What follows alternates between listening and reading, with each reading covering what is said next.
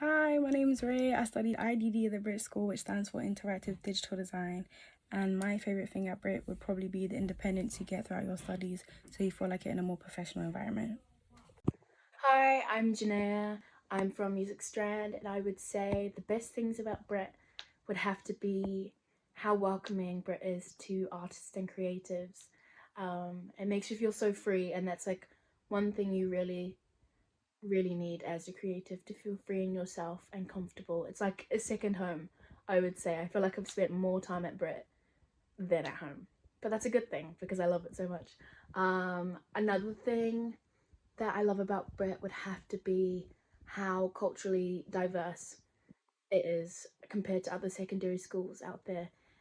You have a mix of Nigerian, Trinidad, me personally from New Zealand, meeting everyone from all different types of cultures.